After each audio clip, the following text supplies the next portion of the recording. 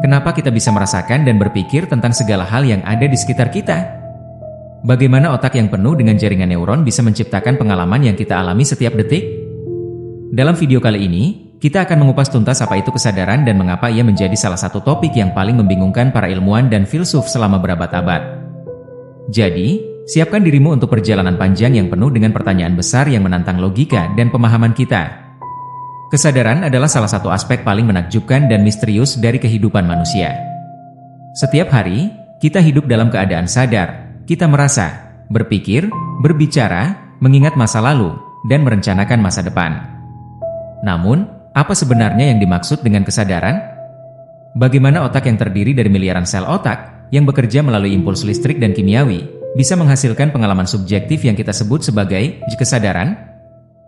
Dari perspektif ilmiah hingga filosofis, pertanyaan ini telah menggugah pemikiran manusia sejak ribuan tahun yang lalu. Apa itu kesadaran? Kesadaran, pada dasarnya, adalah pengalaman subjektif yang kita rasakan saat berada dalam kondisi sadar. Misalnya, saat kita merasakan hangatnya sinar matahari atau mendengar suara musik favorit kita, itu adalah pengalaman yang hanya bisa kita rasakan sendiri. Kesadaran mencakup segala sesuatu yang kita alami, perasaan, pikiran, emosi, dan persepsi.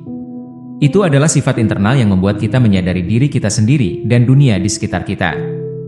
Meskipun kita semua mengalami kesadaran, memahami bagaimana dan mengapa kesadaran itu ada, tetap menjadi tantangan besar dalam ilmu pengetahuan.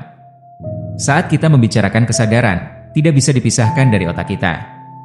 Otak adalah organ yang paling kompleks di tubuh manusia, terdiri dari sekitar 86 miliar neuron yang saling terhubung dalam jaringan yang sangat rumit. Setiap neuron mengirimkan sinyal listrik yang memungkinkan kita untuk berpikir, merasakan, dan bertindak. Aktivitas listrik dan kimiawi dalam otak kita, yang dihasilkan oleh hubungan antara neuron-neuron tersebut, memunculkan pikiran, perasaan, dan bahkan kesadaran itu sendiri. Namun, meskipun kita tahu bahwa otak memainkan peran yang sangat besar dalam kesadaran, kita belum sepenuhnya memahami bagaimana aktivitas listrik di otak bisa menghasilkan pengalaman subjektif. Bagaimana misalnya, sinyal listrik yang bergerak melalui jaringan neuron bisa menjadi perasaan bahagia atau rasa sakit? Atau, bagaimana aktivitas otak yang hanya terdiri dari jaringan sel bisa menjadi pengalaman yang kita sebut sebagai kesadaran? Para ilmuwan dan filsuf selama bertahun-tahun telah berusaha menjawab pertanyaan ini, namun jawabannya tetap samar. Istilah, masalah sulit kesadaran, The Hard Problem of Consciousness, pertama kali diperkenalkan oleh filsuf David Chalmers pada tahun 1995. Masalah ini berfokus pada pertanyaan utama yang sulit dijawab oleh sains. Mengapa dan bagaimana aktivitas fisik di otak menghasilkan pengalaman subjektif? Bagaimana kita bisa menjelaskan kualitas pengalaman kita, seperti rasa sakit, kebahagiaan, atau keindahan, yang sangat berbeda dengan proses fisik di dalam otak? Pernahkah kamu berpikir bahwa kita bisa saja menjadi zombie? Bukan dalam arti fisik, tetapi dalam arti fungsional makhluk hidup yang bergerak dan bertindak, tetapi tidak memiliki pengalaman subjektif apapun. Bayangkan jika otak kita hanya menjalankan fungsi mekanis, tanpa adanya pengalaman rasa atau perasaan. Meskipun kita tahu banyak tentang bagaimana otak mengontrol tubuh kita, kita tidak tahu mengapa otak menghasilkan perasaan ini. Itulah sebabnya, meskipun kita semakin canggih dalam memahami bagaimana otak bekerja, kita tetap belum tahu mengapa jika kita memiliki pengalaman subjektif. Inilah yang menjadikan masalah kesadaran begitu sulit. Banyak teori telah dikembangkan untuk mencoba menjelaskan kesadaran, baik dari sudut pandang ilmiah maupun filosofis. Salah satu teori yang cukup terkenal adalah teori integrasi informasi, Integrated Information Theory, IIT, yang dikemukakan oleh Giulio Tononi. Teori ini berpendapat bahwa kesadaran muncul ketika informasi diproses secara terintegrasi dalam sistem. Dalam kata lain, semakin banyak informasi yang dapat diproses dan diintegrasikan secara keseluruhan dalam suatu sistem, semakin tinggi tingkat kesadaran yang dihasilkan oleh sistem tersebut. Teori ini mencoba untuk mengukur tingkat kesadaran dengan suatu parameter yang disebut V. Semakin besar nilai, semakin besar pula kesadaran dalam suatu sistem. Namun, meskipun IIT memberikan wawasan baru tentang bagaimana informasi diproses dalam sistem yang sadar, ia tetap tidak dapat menjelaskan mengapa kesadaran itu muncul sama sekali. Bagaimana mungkin, dari sekedar pengolahan informasi yang sangat terorganisir, muncul pengalaman subjektif seperti rasa senang atau cemas? Inilah yang masih menjadi titik lemah dari teori ini. Teori lainnya adalah teori quantum mind, yang mengusulkan bahwa kesadaran melibatkan fenomena fisika kuantum. Fisikawan Roger Penrose dan ahli anestesiologi Stuart Hameroff adalah pendukung utama teori ini.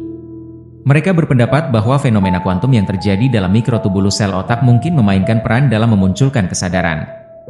Mikrotubulus adalah struktur dalam sel yang bertanggung jawab untuk berbagai fungsi seluler. Meskipun teori ini terdengar menarik, ia juga masih sangat kontroversial dan belum didukung oleh bukti eksperimental yang kuat. Ada juga teori yang lebih filosofis, seperti panpsikisme, yang mengusulkan bahwa kesadaran adalah bagian fundamental dari alam semesta. Dalam pandangan ini, setiap elemen alam semesta, bahkan partikel subatomik, memiliki bentuk kesadaran. Pandangan ini bertentangan dengan materialisme, yang berpendapat bahwa kesadaran adalah produk dari otak yang kompleks. Meskipun teori ini terasa sangat radikal dan tidak dapat diuji dengan mudah, ia menawarkan cara pandang yang berbeda terhadap hubungan antara materi dan kesadaran. Salah satu pertanyaan besar yang muncul dalam era teknologi ini adalah apakah kita bisa menciptakan mesin yang sadar?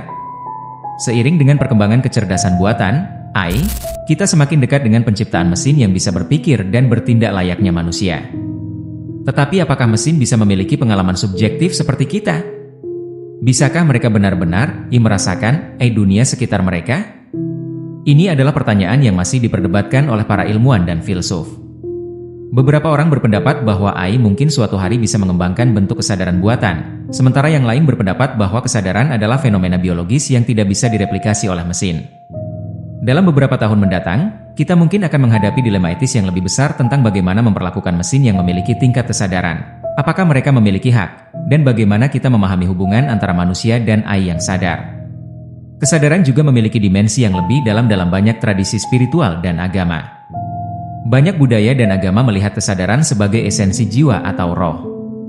Dalam tradisi Hindu, misalnya, kesadaran dianggap sebagai inti dari Atman, atau jiwa individu, yang terkait dengan Brahman, kesadaran universal.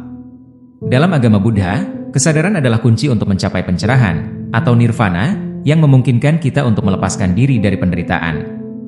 Dalam meditasi dan berbagai praktik spiritual, tujuan utamanya adalah untuk mencapai tingkat kesadaran yang lebih tinggi dan memahami hakikat sejati dari kehidupan dan eksistensi. Bahkan meskipun pandangan ini berbeda dari pandangan ilmiah tentang kesadaran, keduanya memiliki kesamaan, keduanya mencoba untuk menggali kebenaran lebih dalam tentang siapa kita, dari mana kita berasal, dan kemana kita akan pergi. Kesadaran tetap menjadi misteri besar yang tidak mudah dipecahkan. Kita telah membuat kemajuan besar dalam memahami bagaimana otak berfungsi, tetapi kita masih jauh dari memahami bagaimana pengalaman subjektif muncul dari aktivitas fisik di dalam otak. Mungkin kesadaran adalah sesuatu yang lebih dari sekadar aktivitas otak, dan kita masih harus mencari jawabannya. Seiring dengan kemajuan ilmu pengetahuan dan teknologi, kita mungkin akan semakin mendekati pemahaman yang lebih dalam tentang kesadaran.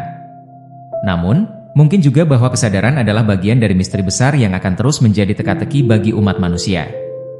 Terima kasih sudah menonton video ini sampai akhir. Sobat Literasi, semoga pembahasan tentang misteri kesadaran ini memberikan wawasan baru dan membuka cakrawala pemikiran kita tentang diri kita sendiri dan dunia sekitar kita. Kalau kalian suka dengan konten seperti ini, jangan lupa untuk klik like, subscribe, dan nyalakan notifikasi supaya kalian tidak ketinggalan video menarik lainnya. Kalau ada pendapat atau pertanyaan tentang kesadaran, silakan tinggalkan komentar di bawah. Sampai jumpa di video berikutnya, dan teruslah berpikir kritis.